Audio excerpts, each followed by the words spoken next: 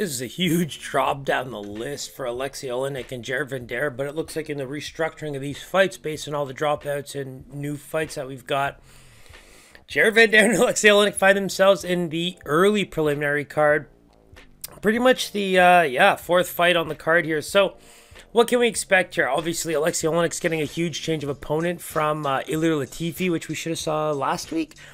And Jared Vanderaa, I mean, we've seen some really good things from him, and then we've seen some, interesting things. It's almost like if this guy is anywhere in a fight except on his back, he seems to do a pretty good job and a very ameliorating job. He's getting better and better every time we see him, and I think that's the biggest thing you want to take away.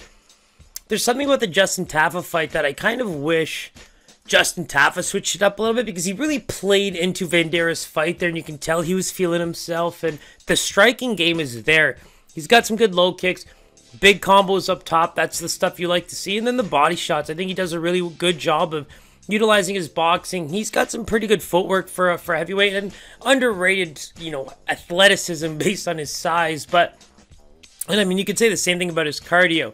It's the losses, though. It's the ones where you see the Spivaks, you see the Romanovs, guys who aren't exceptional athletes, but they're athletic enough with a good MMA technique to their game. So their wrestling is sound, their ability to maintain top position is good, they've got ground and pound and submission threats from there. And guess who else is like that? Alexey Oleynik.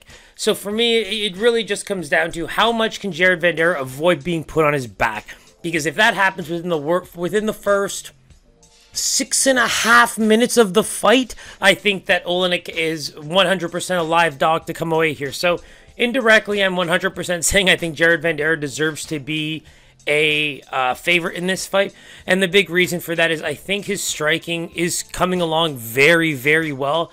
He's got relatively good wrestling to maintain top position if he needs to be in that area. And in this fight, I think from, say, the middle of the second round on, similar to the Spivak fight, he might allow himself to go down there just to do more and more damage. Alexey Oleynik, he's a veteran of this sport with the amount of fights he's got under his belt, but he takes significant damage. He's taken so much damage over the course of his career, and you just look at the way people tend to fight against him in the early parts of the fight.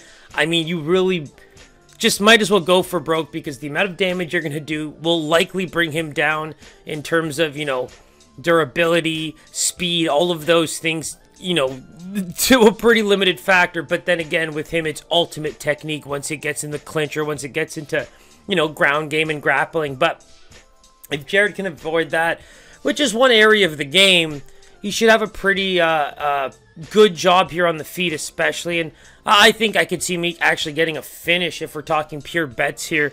The prop of him, knocking him out is pretty substantial. But, I think there's enough backing there to see if Oleynik can land a submission. But for me, I think he's learned from his mistakes. I really do. In some of the fights we've seen, his striking is good enough in this fight. I think that the first round could be very, very troublesome for Oleynik if he doesn't get it to the ground, and it's going to be hard. So I'm going with Vanderaa as a minus 160.